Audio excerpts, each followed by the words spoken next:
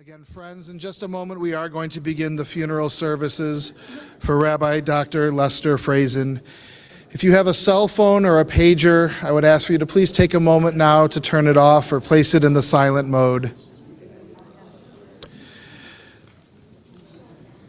Officiating today's services will be Rabbi Emerita Karen Kadar, Cantor Jennifer Frost, the Senior Rabbi, Rabbi Philip Sherman from Congregation BJBE, and Rabbi Mona Alfie. Again, just as a final reminder, please make sure that your phones are off or placed in the silent mode. And for those of you coming through the line, please let the family acknowledge your presence and then please be seated. In just a few moments, the clergy will lead the family in the tradition of Kriya.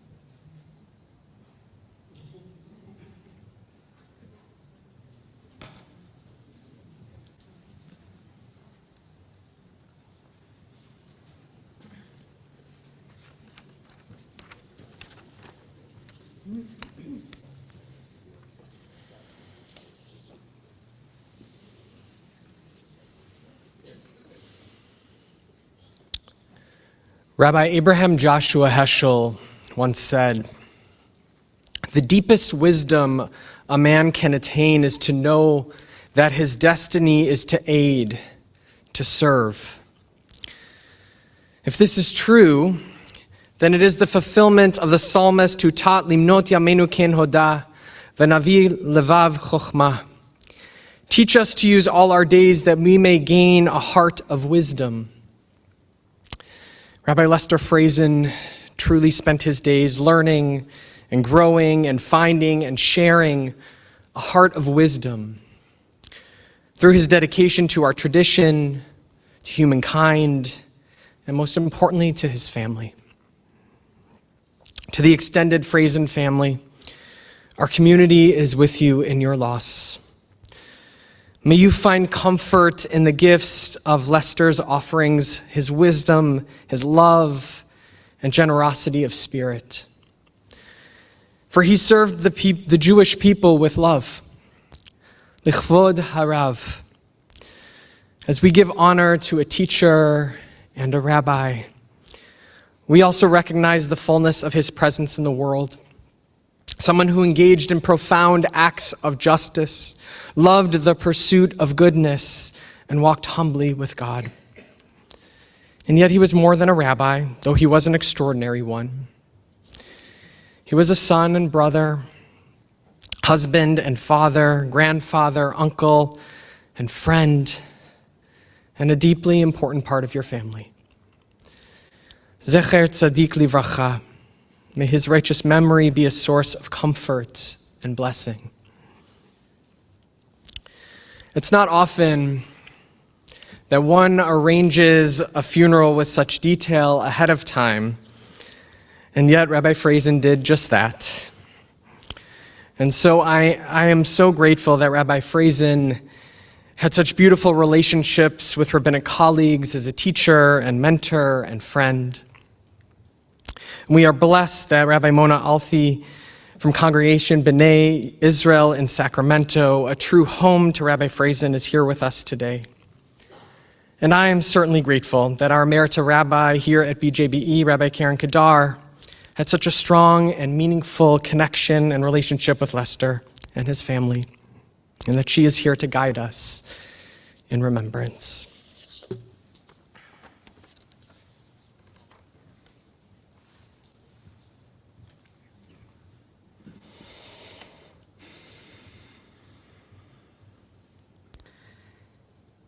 Today we bury a rabbi, a servant of the Jewish people. Today we bury a friend to people who are walking by the way, and a friend to people who are here. This congregation right now is filled with rabbis who saw Rabbi Frazin as their friend. And today we bury your grandfather and father, your brother. We are so sorry for your loss.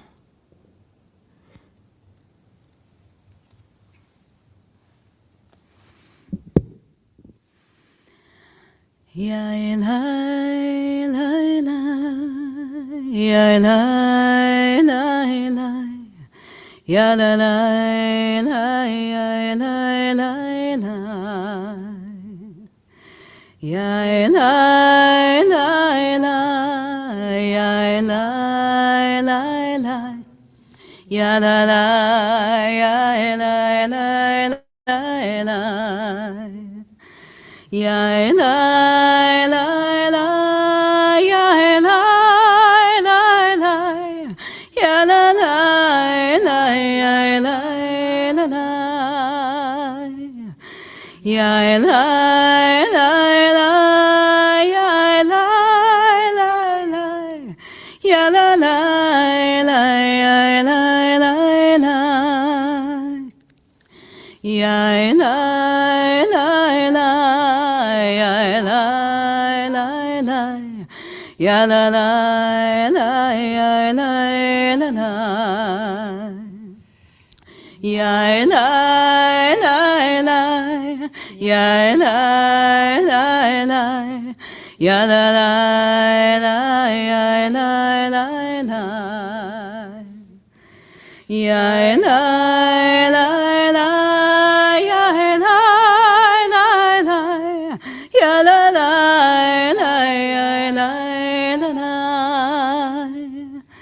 ya la la la, ya la la la, ya la la la, ya la la la.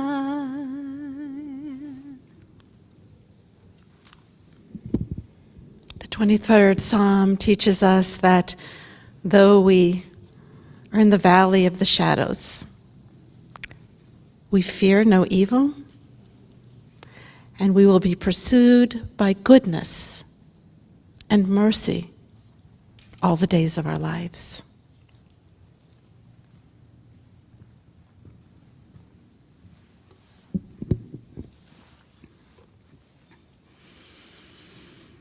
Adonai roi lo echsar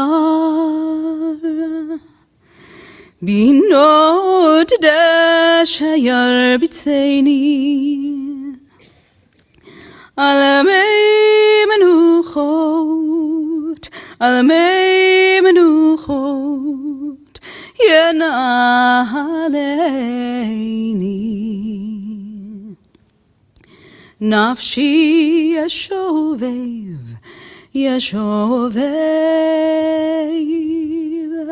yancheni v'magelei tzadak yanacheni v'magelei tzadak leman shemo gam ki elach begeit al mavet lo irara ki ata imadi shivtecha umishanetecha heima yanachamuni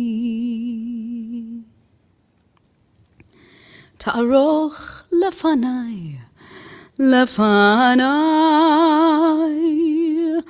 shulchan neged sorai dishanta vashem roshi kosi ravaya ach tov v'chesed yirdafuni kol yemei chayai Beshavti beveit Adonai leorech yamim.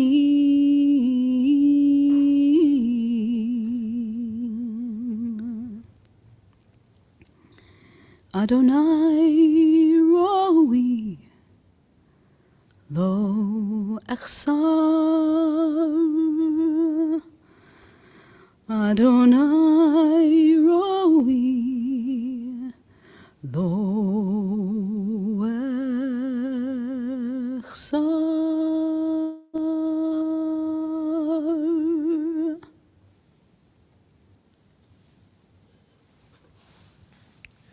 Let us join together in the words of English of the 23rd Psalm.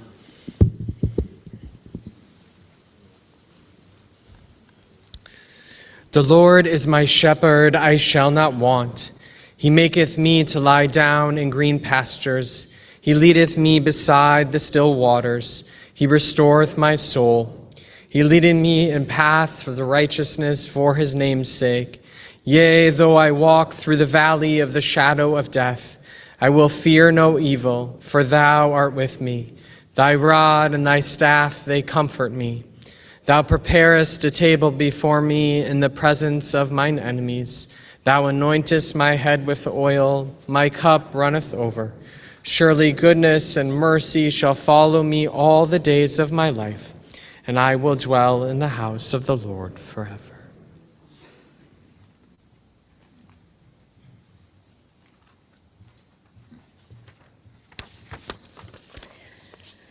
I'm here today for two reasons. First, because Rabbi Frazin asked me to come. And as everyone knows, if a rabbi asks you to do something, you should say yes. And secondly, I'm here to convey the condolences of a congregation that is deeply grateful to Rabbi Frazin for the love and dedication that he gave so generously to B'nai Israel. Rabbi Frazin came to Sacramento following one of the most difficult times in our congregation's history, just after we had lost half of our membership. He was hired to heal and rebuild our congregation, and he did that and more. He not only rebuilt our congregation, but he reminded us of our purpose, that our congregation was not only a place where we gathered together to learn and to pray, but then we must take what we learned out into the world to do what is good and what is right. During his time at B'nai Israel, Rabbi Frazin helped establish the downtown food basket. He worked on behalf of teenage mothers. He led our congregation's outreach to the Vietnamese refugees. He deepened the Jewish community's relationships with other faith groups. And he began our work to support and do outreach to the LGBTQ plus community. And out of the public eye, he was always busy comforting the bereaved, praying with those in the hospital, and offering hope and direction to those who sought guidance. And for me personally, Lester was always someone I could talk to, commiserate with, complain to, someone who would give me a good laugh and a smile when I needed it. He never ceased to care for our congregation or to be interested in what was happening in Sacramento. And he ended every conversation with asking me to give his love to the Rebbitzin. My only regret is that Rabbi Frazin and I never had the opportunity to serve together at the same time at B'nai Israel.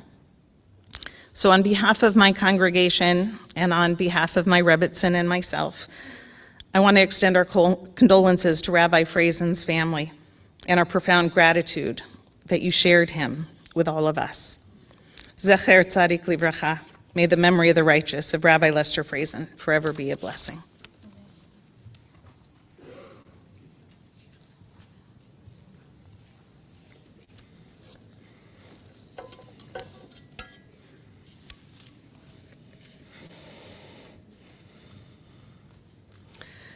We have a few family members who want to speak, and of course, a song that we want to sing. I was talking to Cantor before. I actually think that if we somehow could have turned this into a musical, he gave us a playlist. I said, Rabbi, we'll do one of those songs. Most of them were Sondheim, but not all of them, right? And there was a playlist. But for now, I would like to invite Joel to come say a few words.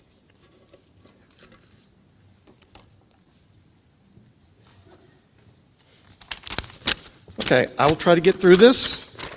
I didn't do so well when my mom passed a few years ago. It's already starting now. Okay. Anyway, to make up for my father's often overly long sermons and speeches, and in respect to my mother's, Lester, you need to cut this down, and nope, it's still too long. Pleadings, I'll try to keep this short. Besides, if you knew my dad, you're probably familiar with most of this anyway. This sucks.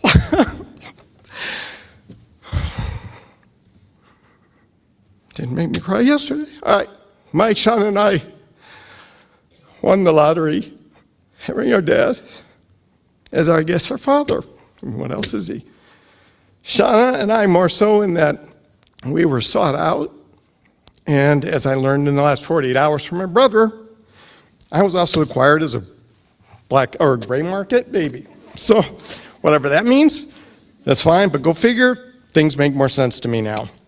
Dad took an active interest in whatever we were interested in, Michael with every imaginable sport, Shauna with all her activities, many of which I don't fully understand even today, my various hobbies, nerdicity, and shall we say crime-adjacent activities involving things that may or may not have gone boom.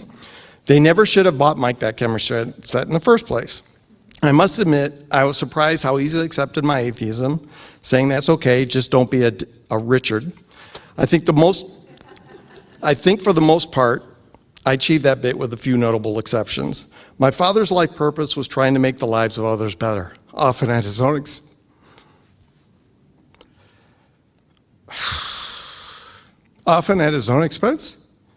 He rarely said no, and even though saying no was the correct thing to do. And while the life of most everyone in this room was changed by him in one way or another, probably none more so than Jeffrey Bezos, who would not be as wealthy as today if it wasn't for my father's daily support.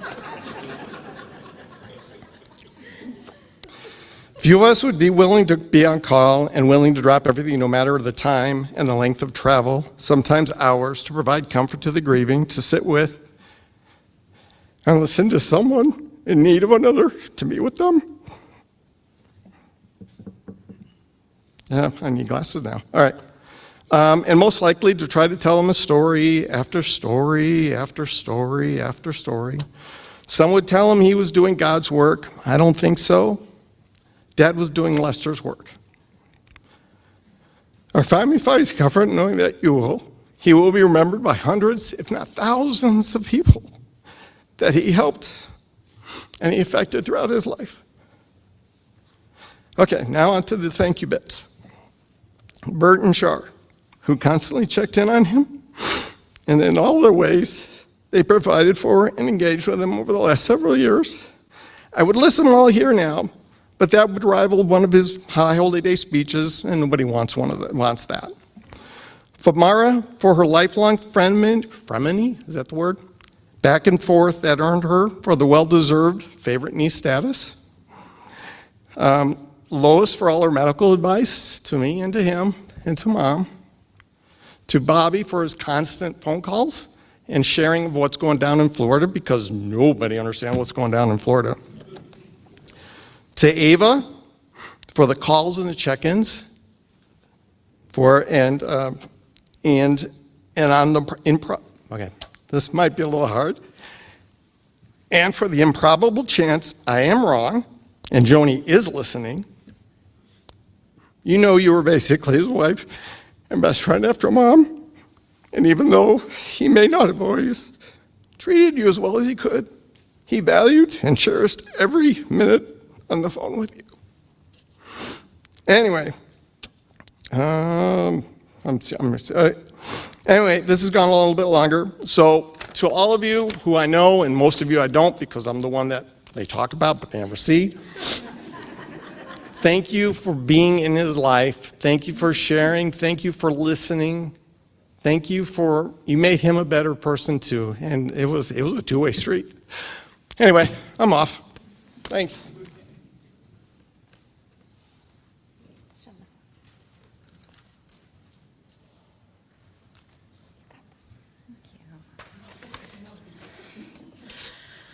Good afternoon. Thank you for being here.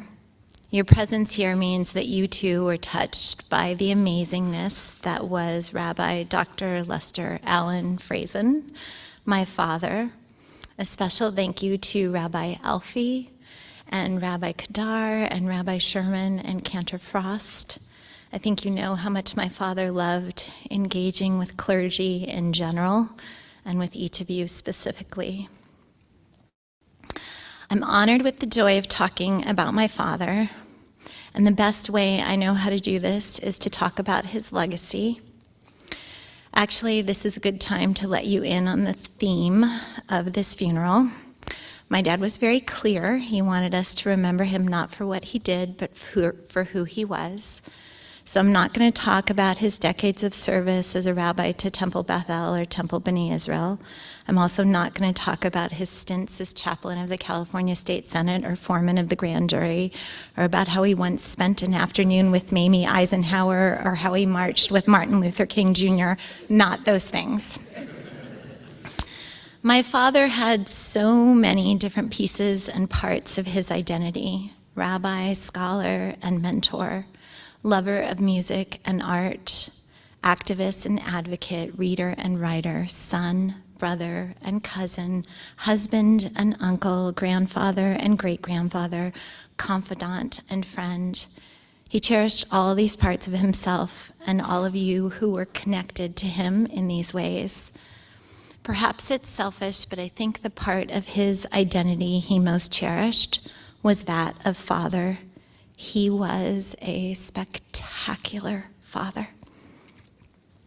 The proof, as they say, is in the pudding. My siblings, Michael, Patty, and Joel, are remarkable. Together, we make one really good kid. And together, we filled his life with love, laughter, and light.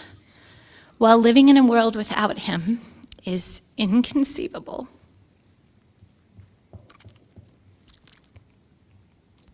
Knowing that you each carry some of his stories and some of his values brings both comfort and hope.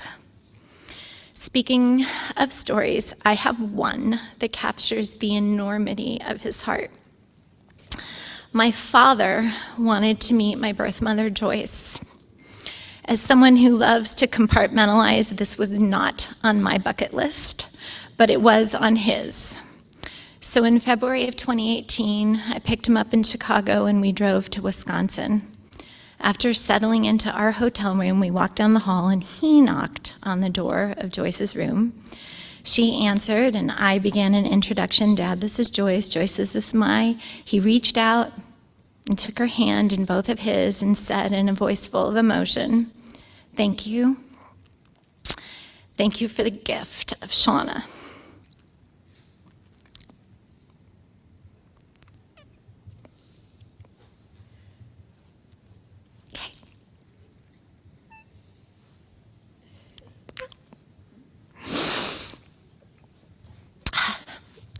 I don't remember much else about that weekend, but that moment, his bravery, his gratitude, his love, is seared in my memory. My father had big plans for his life right up to the very end. He planned to see Spencer become a bat mitzvah.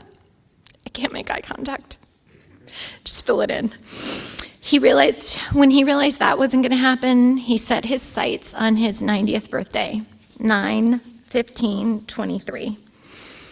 When he realized that wasn't going to happen, he took his final breath at 9:15 p.m. on May 5th. He was determined to make it to one 9:15 or another. So I have a bit of an unconventional ask. The next time you use your phone, open up your calendar app and create an event for September 15th. Make a note to do something that would make my father smile. Savor a delicious meal. Listen to music that moves you. Connect with a loved one. Do something to celebrate this one precious life. And then keep doing things small and large to cherish life, because that's the best way I know for us to honor who my father was. I teased my dad when he first told me about his funeral having a theme. I didn't understand then, but I think maybe I do now. By focusing on his accomplishments, his legacy was his alone. By focusing on who he was means naming the parts of him that are replicable, the parts that each and every one of us can carry on. We can be like my dad when we choose love, when we choose family, when we choose to stand up and speak out, and when we choose to embrace this life in all its messy, complicated beauty. I love you, Dad.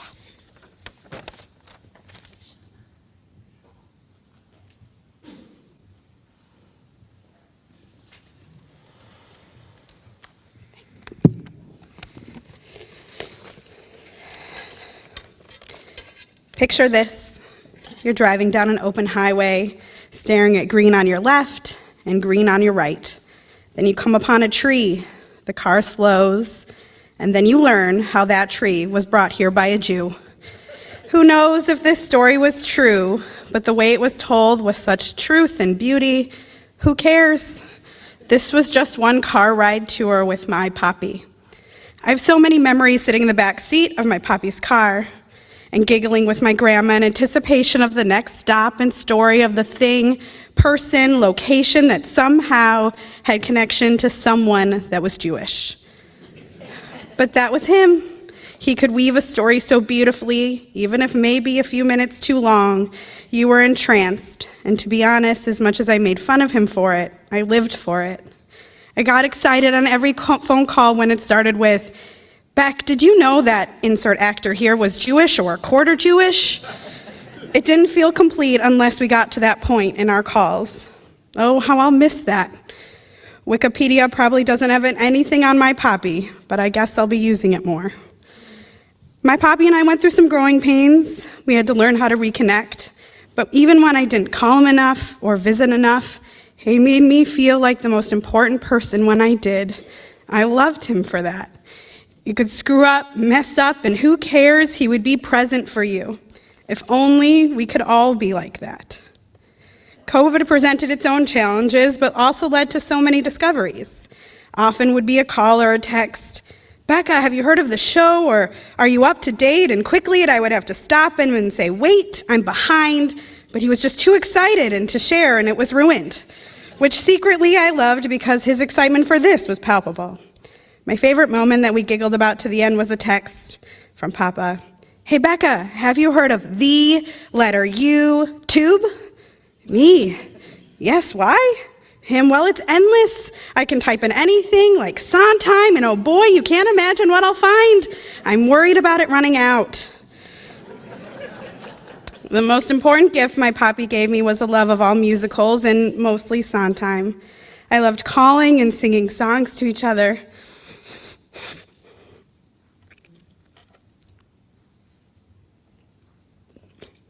Our favorite's always the same.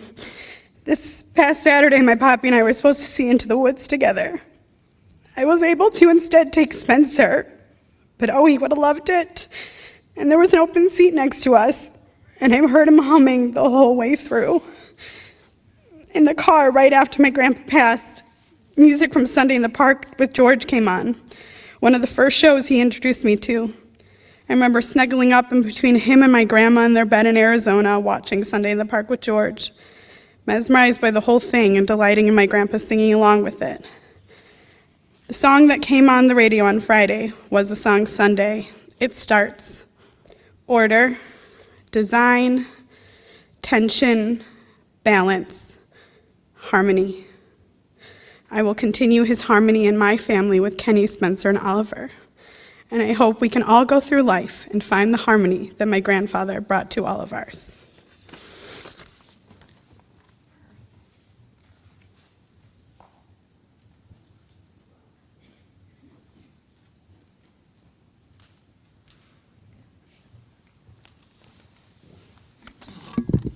Thanks, Rabbi.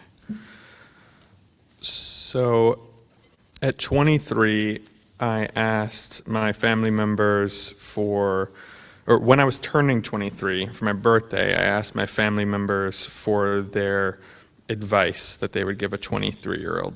And here was what my grandpa wrote me. "From where I am now, I would tell myself at 23 that life plays tricks on you. No matter the dreams, goals, work you're doing now, there will be endless surprises, some great, some tragic. Life is not the fairy tale your mother told you or the fantasy the movies had you believe. Life just is. You are never prepared. Therefore, live each moment, cherish each hour, hold loved ones closer, be yourself, go for a cause, be kind and patient. Be not threatened by prognosticated fears or feats, but take life as it comes at you like a 99-mile-per-hour fastball. Laugh, cry, love, realize all your blessings each day and thank God for them. Don't regret the past unless you can rectify it, and do not try and predict the future. You will never know what it is. Just live and enjoy it almost every minute with someone or someones you love. It is its own rush."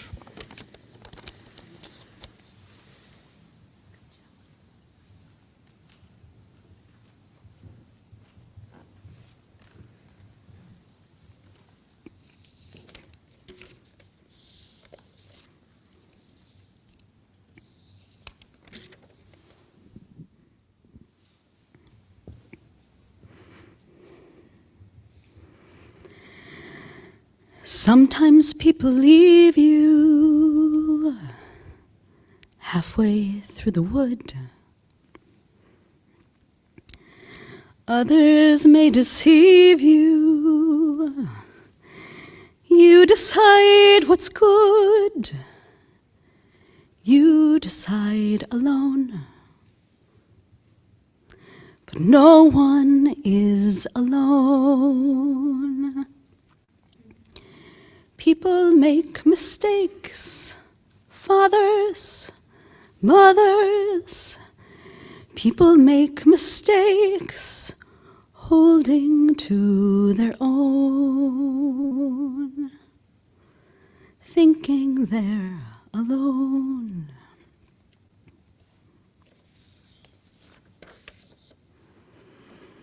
Hard to see the light now.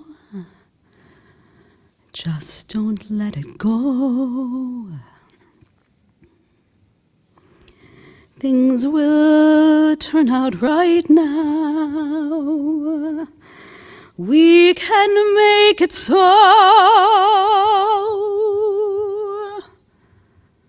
Someone is on your side. No one is alone.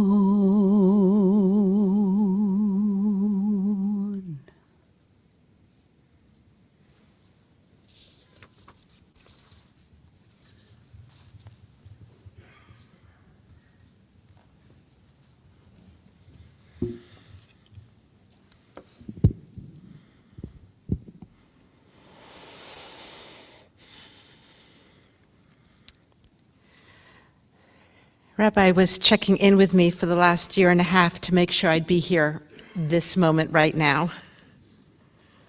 Though he really did not want this moment to come.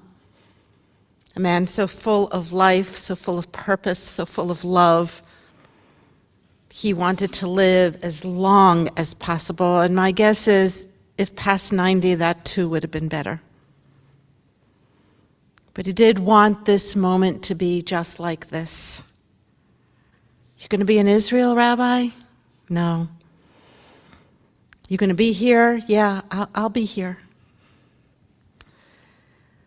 As I was walking out of the room, having talked to the family yesterday, I looked at Shauna and I said, why did he want so much that of all the rabbis that he loved, and he loved all of you, did he want me to be here? And I don't know. But I think it's because this man of stories thought that I would tell his story. And like every story, there's good, there's bad, there's tragedy, there are shadows, and in this case, so much light. So this is a little bit of the story. Janice and Art were your parents. That part of the story, you need to fill in more and more and more stories. The family wants to hear over and over and over again, and you are that living link to that. Your dad, Art, had a photography shop. Art Frazin photography was a thing.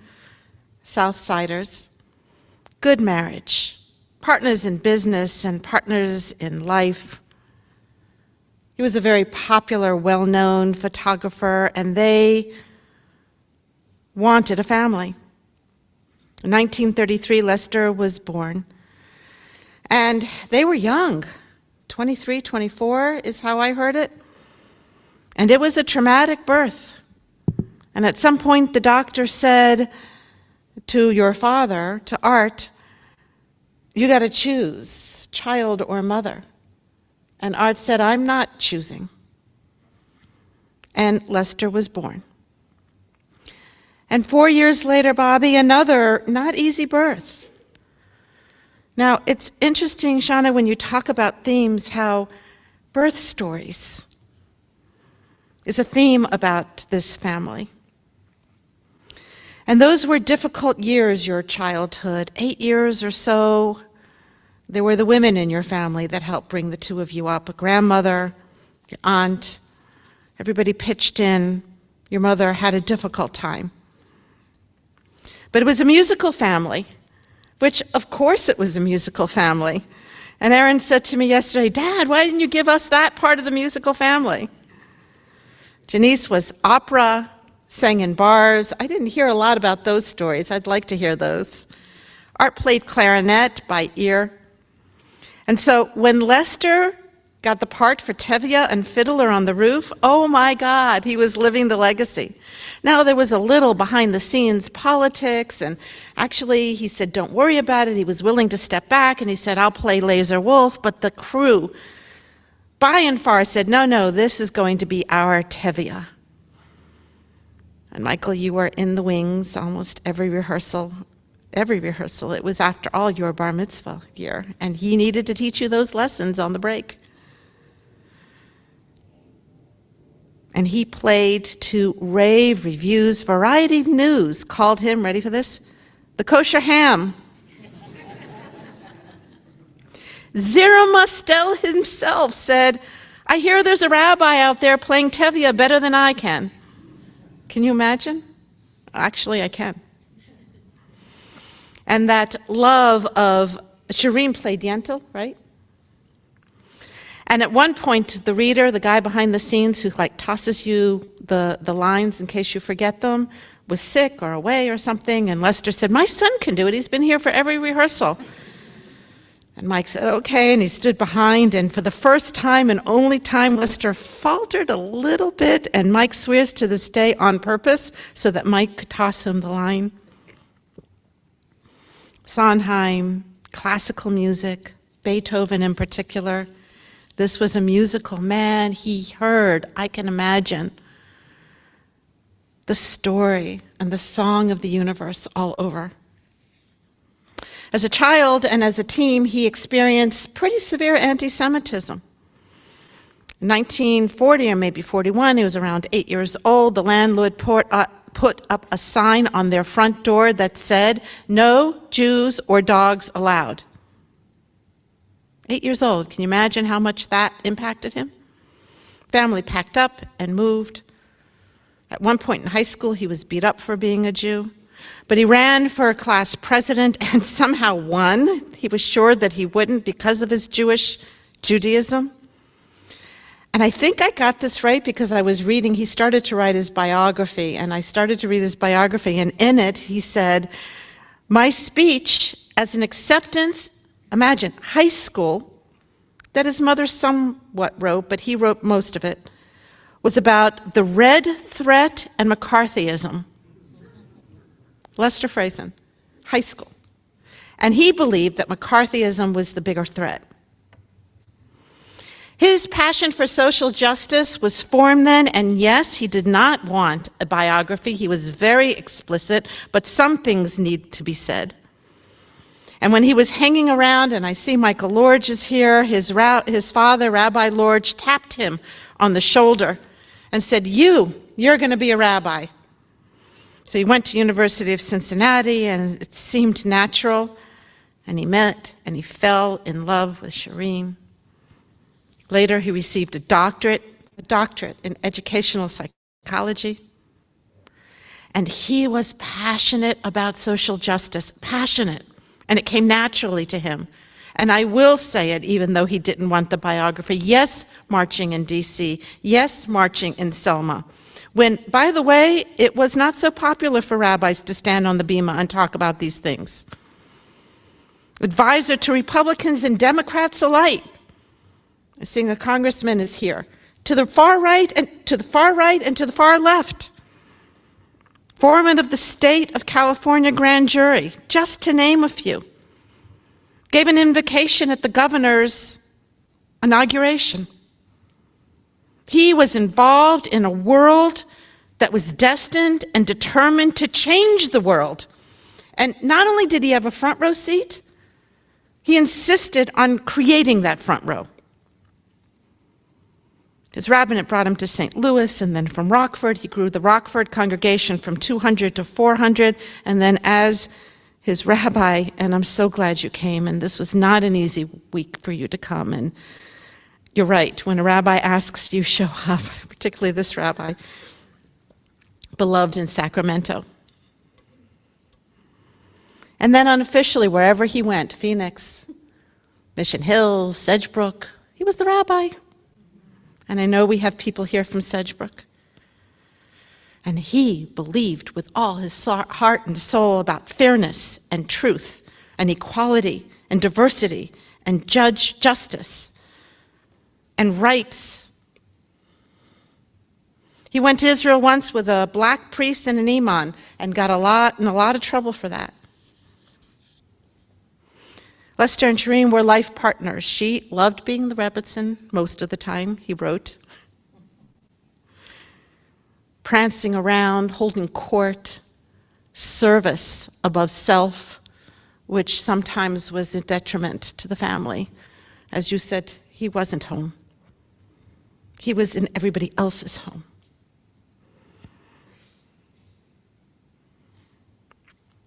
He wanted desperately to have children. I understand that because we all know that he had the biggest heart in the world. And that big heart would not abide a small family. And it was tragic. Mike came along, but then there was David. David had Tay-Sachs and died at age 3, and that was a difficult time, 3 years. And another pregnancy with a Tay-Sachs baby, and in those days, he would want me to say loud right now, abortion was illegal, and therefore it was difficult for Shireen. And they asked her to carry to 6 months so they could study the fetus. But Lester pressed on, because his heart was too big. And Joel and Shauna, he looked for you.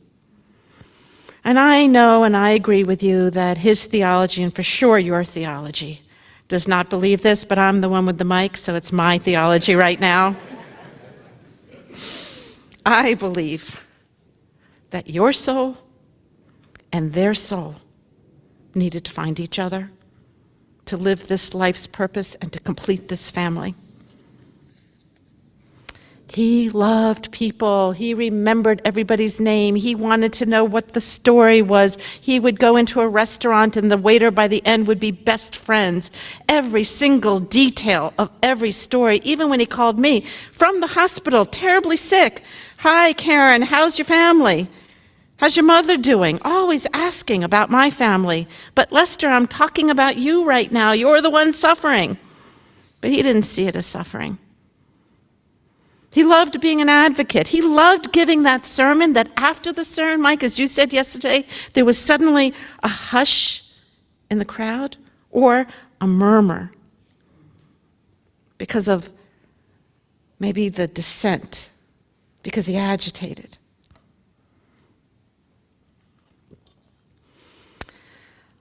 I wrote that he loved being a rabbi, but that's not right.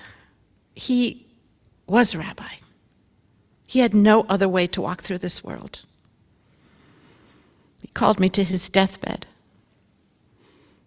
And I could barely understand him, though the more I sat there, the more I could understand him. And the family was there, and it was noisy, and as your family tends to be. And he cleared the room. He wanted just to sit quietly with me. Why?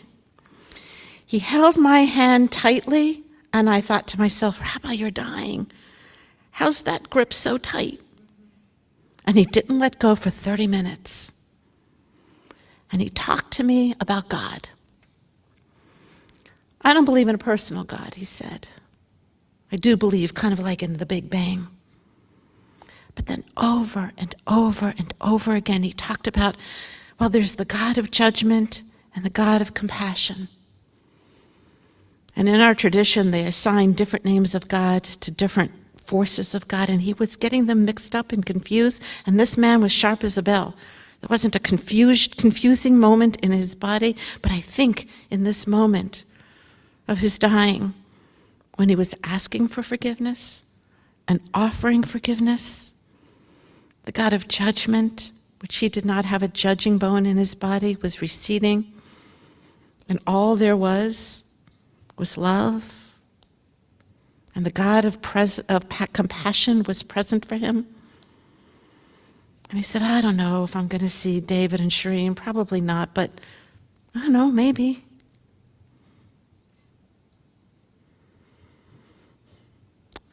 He loved the three of you so much. Jolie told me stories all the time. You're safe with me, buddy. Those long rides home, Shauna, Mike, Mary Patty, happy birthday, the day before your birthday, the day of your birthday, and the day after your birthday, lest you not forget. He adored you. And Mike, you asked me to read this, and so I will. Springsteen is in the house. I won't sing it. The road is long and seeming without end. The days go on, and I remember you, my dad, my friend. And though you're gone and my heart's been emptied, it seems, I'll see you in my dreams. And though my soul feels like it's been split at the seams, I see you in my dreams, I see you in my dreams. When all our summers have come to an end, I'll see you in my dreams. We'll meet and live and laugh again. I'll see you in my dreams, yeah, up the river bend, for death is not the end. And I'll see you in my dreams. Go. I'll see you in my dreams. I asked you yesterday why he wanted to be a rabbi, and Shauna, you jumped right in and said because he believed that community would take care of him. He knew that as he was giving so much, he also needed to be cradled in the loving arms of community. And as Rabbi Sherman said when he began this service, it's all about community. It's all about who shows up and when you show up.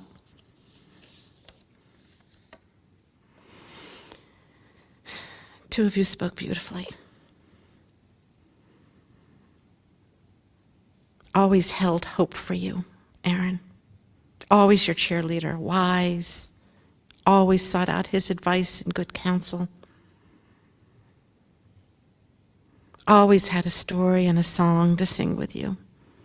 Whether you were ready for it or not, whether you wanted it or not, you're like, oh, and then, oh, we're singing again. It wasn't perfect. No family is perfect. There are dark times and shadow times.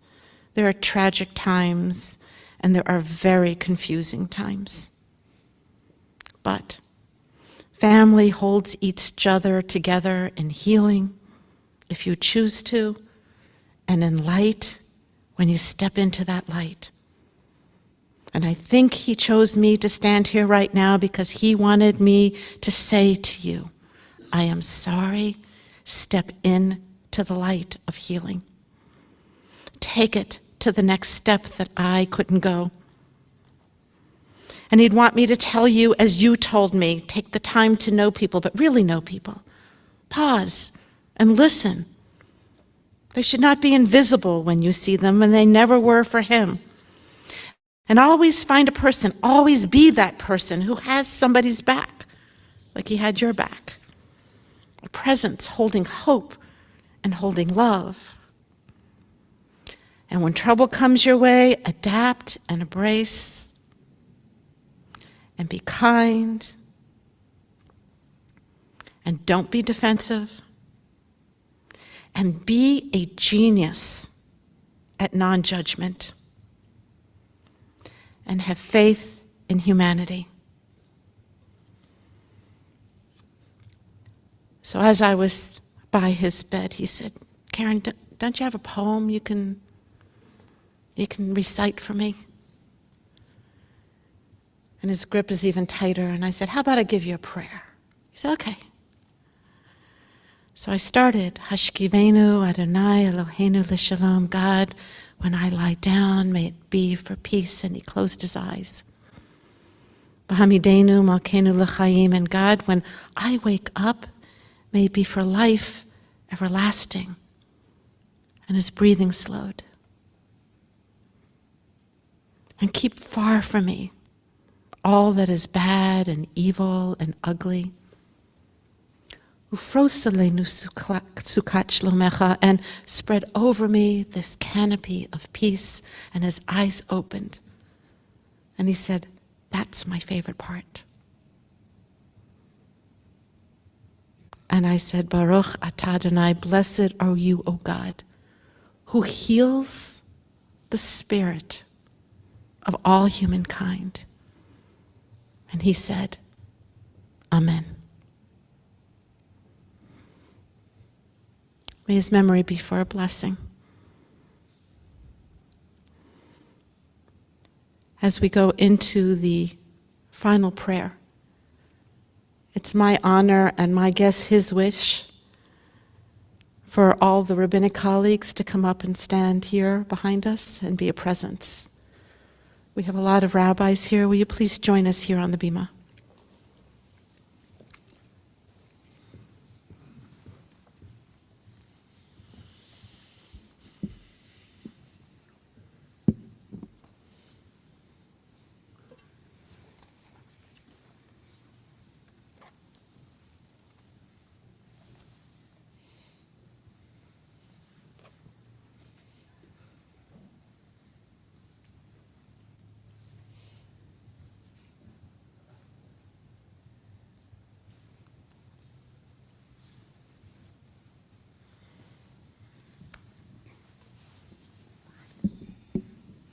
Please rise.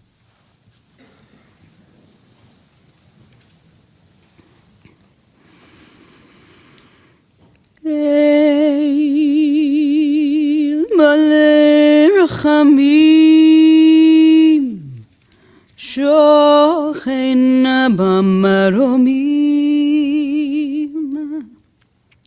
amsei menucha nechona, tachat khanfei hashchina, im hakedoshim utehorim, kezohar harakim azirim,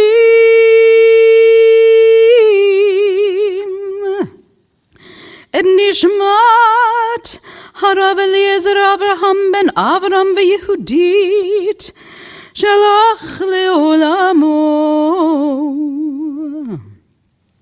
Ba'al harachamim yastireu b'seiter knafav le'olamim b'yitzror hachayim et nishmato Adonai hu nachalato bi'anuach b'shalom al mishkavo v'nomar Amen.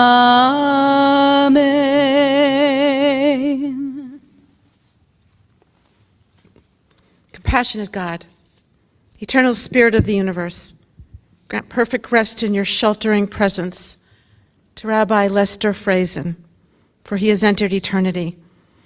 God of mercy, let him find refuge in your eternal presence and comfort under the canopy of your wings.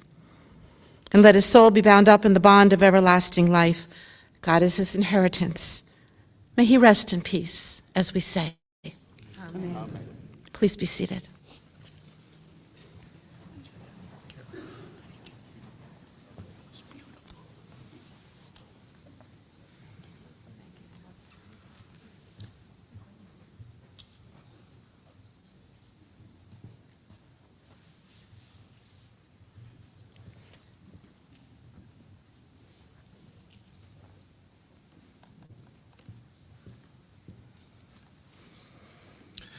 Friends, this concludes the services here at the synagogue. The interment and burial services will continue at Shalom Memorial Park in Arlington Heights. For those of you traveling with us in the funeral procession to the cemetery, please keep the following safety precautions in mind. Please make sure your bright headlights and your four-way hazard flashers are on at all times. Please be sure to obtain an orange funeral safety sticker for your windshield, and we will be providing several of the cars in the procession with a magnetic orange flag to be placed on top of your vehicle. Please travel as close as safety permits to the car in front of you to avoid any gaps in our procession. For your own safety and security, I would suggest not speaking or texting while driving to the cemetery in the funeral procession. Following the interment, the family will be returning here back to the congregation for Shiva today until 8:30 and resuming again tomorrow, Tuesday, from 3 until 8:30 p.m. The family has also requested that any memorial contributions be made to the National Tay-Sachs and Allied Diseases or to the Jewish United Fund. And all of that information is available in the service folder that you should have received when you came in. If you did not receive one when you came in, we do have those for you as you leave. And for those of you joining us online, that information is also available on our website. The following individuals have been asked to serve as pallbearers: Joel Zimmerman, Brian Rubin, Mara Rubin, Marcy Rubin, Ryan McCoy, Bert Rubin, Julie Rubin, Mitchell Singer, and Lindsay Richter. And as the honorary pallbearers, we would also call forward Aaron and Rebecca Frazin and Emily and Rachel McCoy. At this time, I would ask everyone to please rise and stand in place as we call for the pallbearers to come forward and we escort the family, the clergy, and the casket from the sanctuary.